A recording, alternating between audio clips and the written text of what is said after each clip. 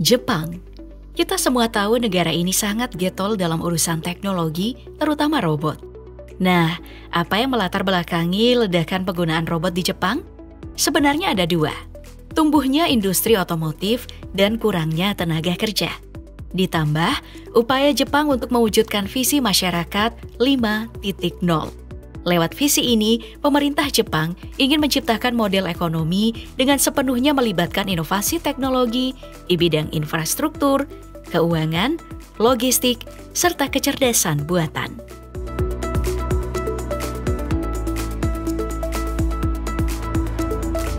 Makanya pada tahun 2018, ilmuwan Jepang bernama Hiroshi Ishiguro, Direktur Intelligent Robotics Laboratory di Universitas Osaka, mengembangkan satu robot bernama Erato Intelligent Conversational Android Erika. Berbeda dengan robot kebanyakan, dalam tubuh Erika ditanamkan teknologi AI yang berguna untuk berkomunikasi dua arah dengan lawan bicaranya. Apa yang spesial dari Erika? Yang spesial itu ada pada kombinasi berbagai teknologi yang dipakai, seperti pengenalan ucapan, pengenalan wajah, dan sensor inframerah untuk mendeteksi wajah dari posisi manapun. Jadi, Erika ini bisa paham setiap kata yang kita ucapkan dan juga bisa meresponnya. Bisa mendeteksi saat seseorang tertawa, memutuskan apakah pantas untuk membalas tawanya atau tidak, dan tentunya memilih untuk merespon dengan dua jenis tawa yang berbeda. Ada tawa kecil dan tawa yang lebih riuh. Mungkin seperti itu. Ditambah, sudah tertanam sendi untuk pergerakan sebanyak 20 derajat. Bisa menoleh, menggerakkan leher, bahu, dan menggerakkan pinggangnya supaya bisa merespon percakapan dengan manusia secara otonom. Hanya tinggal merancang kaki dan lengannya supaya bisa bergerak. Kecerdasan AI yang ditanamkan ini supaya Erika bisa membaca berita bersama dengan manusia. Tapi ternyata pesan Erika lebih maju. Hiroshi Ishiguro mengajari Erika cara berakting dengan menerapkan prinsip-prinsip dari metode acting pada program Erika. Kabarnya, Erika sudah terlibat dalam satu proyek film yang dibuat oleh rumah produksi film asal Amerika, Bonded Media Capital.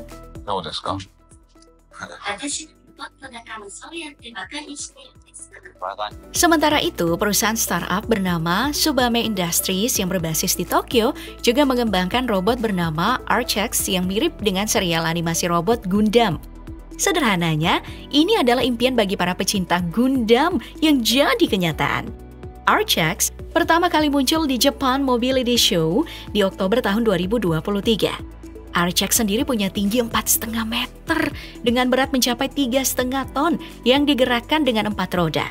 Archax punya 2 mode, jadi robot tegak atau mode kendaraan yang bisa melaju sampai 10 km per jam. Bagaimana cara menggerakkannya? Ada ruang kokpit di bagian dada Archax yang dilengkapi dengan monitor yang bisa menampilkan gambar dari kamera yang dipasang di luarnya. Jadi, bisa dikendarai dan dikendalikan langsung oleh manusia. Kita bisa mengontrol tangan dan lengan memakai joystick yang ada. Bukan cuma tangan, kepala, pinggang, bahu, siku, pergelangan tangan, dan jari. Semuanya bisa digerakkan. Apakah robot Archax ini dijual umum? Jawabannya, iya.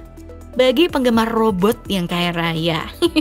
Robot Archax ini bisa ditebus dengan harga 3 juta US dollar atau sekitar 46 miliar rupiah. Hanya saja, Archax belum bisa diproduksi secara massal karena keterbatasan karyawan Tsubame dan harganya yang mahal. Targetnya nih, Archax bukan hanya sebagai mainan robot bagi orang kaya, tapi juga bisa dipakai untuk bantuan bencana atau industri luar angkasa.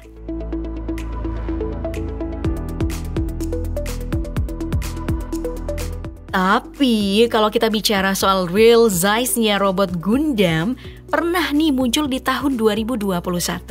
Bentuknya persis banget dengan Gundam RX-782 di serial animasi tahun 1970-an. Bandai Namco Group mewujudkan mimpi banyak penggemar setia seri ini dengan membuat robot raksasa RX-782 di dunia nyata. Terletak di luar Gundam Factory di Yokohama, RX-782 memiliki ukuran tinggi 18 meter dan beratnya 25 ton. Wow! Bandai Namco Group membangun robot Gundam ini sebagai upaya memperingati 40 tahun penayangan serial TV Mobile Suit Gundam.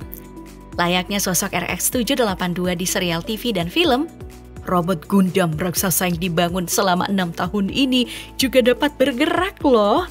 RX-782 dapat melakukan sejumlah gerakan yang sederhana hingga kompleks, seperti menggerakkan kaki, tangan, dan kepala hingga berlutut. Agar terlihat seperti di seri anime, para insinyur menyertakan beberapa lampu yang terpasang di bagian-bagian tertentu robot RX-782 ini, seperti di kepala, di mata, di dada, dan di lutut. Sebenarnya, robot humanoid ini sudah dibangun sejak tahun 2014 dan baru selesai di tahun 2020. Rencananya, robot ini akan jadi daya tarik utama Gundam Factory di Yokohama saat dibuka resmi di Oktober tahun 2020. Hanya saja, karena pandemi COVID-19, pihak penyelenggara memutuskan menunda pembukaan atraksi robot Gundam raksasa tersebut untuk umum.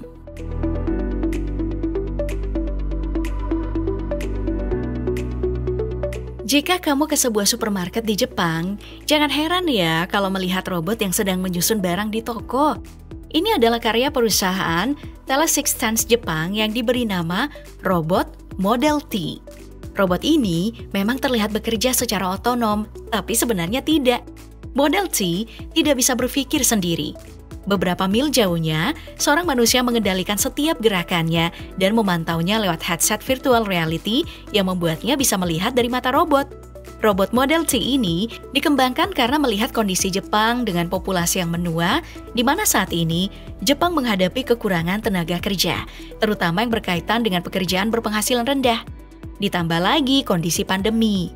Caranya, pekerja akan masuk ke sistem, memilih tugas yang ingin dikerjakan, dan kemudian mengenakan headset VR, jadi pekerja tidak harus melakukan kontak fisik dengan orang lain. Dua jaringan Tosserba terbesar di Jepang, Family Mart dan Lawson di Jepang, pada tahun 2020 mulai menggunakan atau menguji coba robot ini untuk memajang barang-barang di rak toko karena sulitnya mendapatkan tenaga kerja untuk pekerjaan menyusun barang.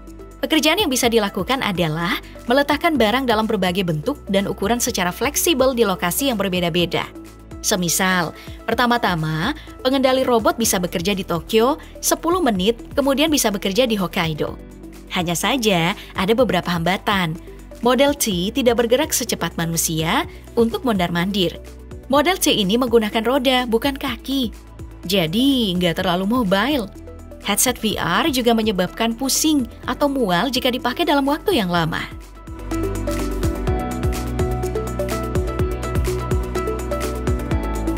Jika pekerjaan merapikan barang-barang di rak bisa dilakukan oleh Model T, untuk pekerjaan yang lebih berat nantinya akan dilakukan oleh robot Kaleido karena beban yang bisa diangkut bisa mencapai 60 kg. Bisa juga membantu manusia mengangkat barang yang butuh lebih dari satu orang. Kaleido adalah robot humanoid yang sedang diteliti dan dikembangkan oleh Kawasaki. Punya tingkat ketahanan yang tinggi berdasarkan teknologi Kawasaki yang punya sejarah lebih dari 50 tahun di sektor robot industri. Robot Kaleido punya tinggi 180 cm dan berat 80 kg. Ukuran fisik yang kira-kira setara dengan manusia dewasa, tapi punya struktur yang kokoh sehingga tidak hancur meskipun terjatuh. Hiks. Soal kecepatan, Kaleido bisa berjalan dengan kecepatan 4 km per jam yang merupakan kecepatan rata-rata manusia. Tugas dari Kaleido nantinya adalah mengerjakan pekerjaan tingkat tinggi dan berbahaya yang biasanya dilakukan oleh manusia. Semisal, penanganan sebuah kebakaran dengan situasi yang nggak bisa diprediksi, atau penyelamatan korban gempa di reruntuhan. Nantinya, semua akan dikerjakan oleh Kaleido.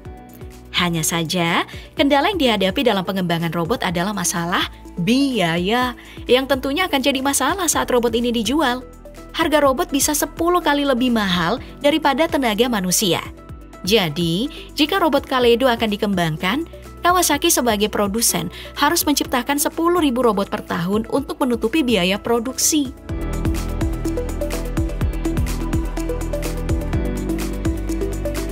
Robot Model T dan Kaleido dirancang untuk menggantikan peran manusia. Tapi Next Age justru dirancang untuk bekerja sama sebagai mitra baru di lokasi produksi bersama dengan manusia. Robot ini bisa mempelajari berbagai gerakan dengan lebih mudah dibandingkan robot industri konvensional. Hal ini tentunya memungkinkan NextAge bekerja untuk semua jenis pekerjaan di berbagai bidang, termasuk industri elektronik dan suku cadang listrik, industri otomotif, industri makanan, dan industri kosmetik. Dengan kata lain, robot dapat berinteraksi dengan alat produksi atau perakitan dengan cara yang persis sama dengan manusia. Menariknya, NextAge adalah robot yang mudah dioperasikan dan tidak perlu investasi yang tinggi. Pabrik tidak perlu diubah sama sekali karena robot ini sangat mudah dipasang. Cuma butuh pasokan udara dan listrik paling tidak 220 volt.